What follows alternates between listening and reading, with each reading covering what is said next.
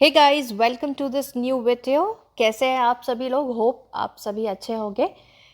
Guys, ये video हमारा previous video का पार्ट 2 है।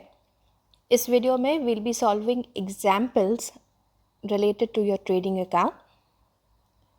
So let's start. First is, if you'll see the on screen, ये question है जिसमें टोटल परचेजेस दिए हुए हैं, रिटर्न आउटवर्ड्स है, डायरेक्ट एक्सपेंस है, and it says 2/3 of the goods are sold for rupees 6,10,000। ये आपका क्वेश्चन है। अब इस क्वेश्चन को कैसे आप सॉल्व करेंगे? कॉस्ट ऑफ गुड्स सोल्ड का फॉर्मूला हमने प्रीवियस वीडियो में डिस्कस किया था। क्या होता है कॉस्ट ऑफ गुड्स सोल्ड का formula? Opening stock plus purchases less purchase return plus direct expenses minus closing stock.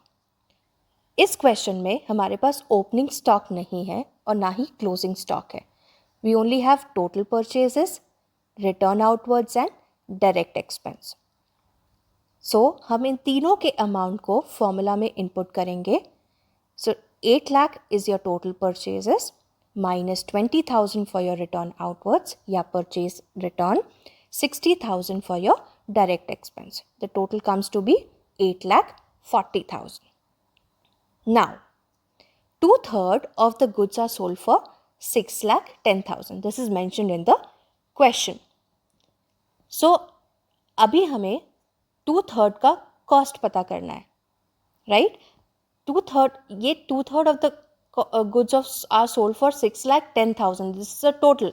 Out of this, 2/3 का कॉस्ट क्या है?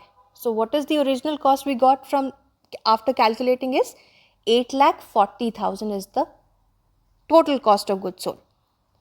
उसमें से आप 2/3 कॉस्ट निकालोगे, you will get 5,60,000। Okay, so now third question is, since we have to calculate gross profit, gross profit का formula होगा A minus B. A minus B. A minus B क्या है? A is your 6,10,000. B is 5,60,000. So the answer would come to be 50,000. So the gross profit for this question or the answer for this question is rupees 50,000. Hope ये आपको समझ में आया होगा. So next, let's proceed to the next question now. So guys, this is the question for preparing your trading account. आपको ऐसे questions आएंगे जहाँ पे you are asked to prepare a trading account for the year ended 31st March 2019 from the following balances. आपको balances दिए हुए हैं। Stock 1 April 2018, this means ये आपका ओपनिंग स्टॉक है।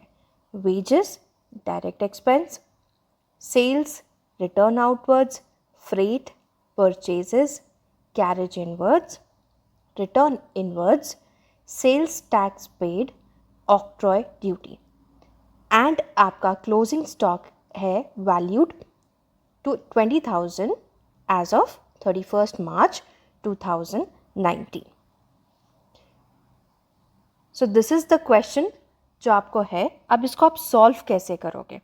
आपने फॉर्मेट बनाया, डेबिट साइड बनाया, क्रेडिट साइड बनाया। ऊपर आपने लिखा trading account for the year ended 31st March 2019। ये आपने यहाँ से लिया। ओके, ये मेंशन करना बहुत ज़रूरी है। डेबिट क्रेडिट मेंशन करना ज़रूरी है। आपकी amount column, particular and amount. Now trading account कैसे स्टार्ट होता है? ओपनिंग स्टॉक से। So to opening stock, what is the value for the opening stock? 10,000। हमने यहाँ पे 10,000 निकाल के लिखा। उसके बाद आता है टू नेट परचेजेस। परचेज दिया हुआ है हमारा यहाँ पे 1 लाख रुपीज़ का, और नेट परचेज दिया हुआ है हमारा या रिटर्न आउटवर्ड्स दिया हुआ है 8,000 का।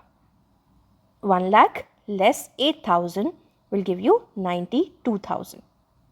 Then to wages 5,000, to carriage inwards 1,000, to freight 500, to octroi duty 2,500. These are all your direct expense. इसको रिकॉर्ड करने के बाद हम क्रेडिट साइड पे शिफ्ट होते हैं। हमने क्या रिकॉर्ड किया? सेल्स। सेल्स कितना है? 1,70,000। इस क्वेश्चन में सेल्स टैक्स पेड भी दिया हुआ है और रिटर्न इनवर्ड्स भी दिया हुआ है। व्हेनेवर ऐसे क्वेश्चंस आते हैं तो आप सेल्स में से सबसे पहले टैक्स डिडक्ट करेंगे। So 1,70,000 minus 15,000 would give you 1,55,000. Then आप उससे डिडक्ट करेंगे आपका रिटर्न इनवर्ड का वैल्यू, दैट इज 5,000। उसको आपने आउटर कॉलम पे लिखा, आपका ये है net sales.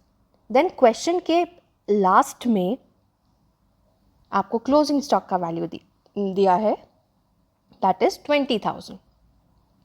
You write 20,000। So now आपने सारे आइटम्स को रिकॉर्ड कर दिया आपके ट्रेडिंग फॉर्मेट में। नाउ आप रफ टोटल करोगे आपके क्रेडिट साइड का और आपके डेबिट साइड का। इफ क्रेडिट साइड का टोटल करते हो आप रफ, तो it comes around to be 1,70,000। Debit side का टोटल करेंगे तो it comes around to be 1,11,000। Okay, 1,11,000 and 1,70,000. So which side is greater? The credit side is greater. Remember the rule जो हमने ट्रेडिंग अकाउंट के format वाले video में सीखा था? If your credit side is more than the debit side, the balance amount is your profit.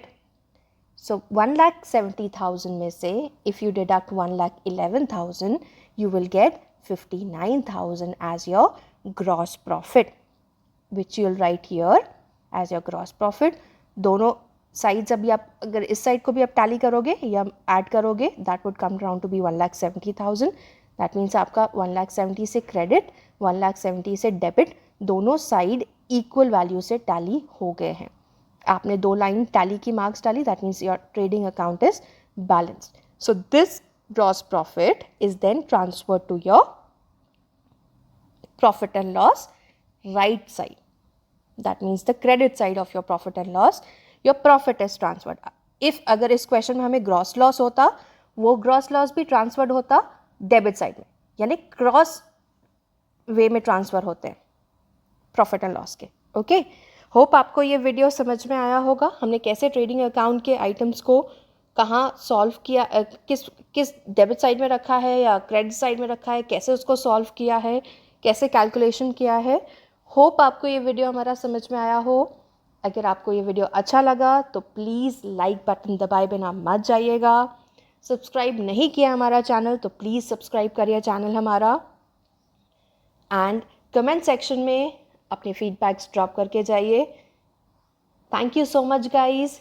Stay safe, stay healthy. Bye-bye.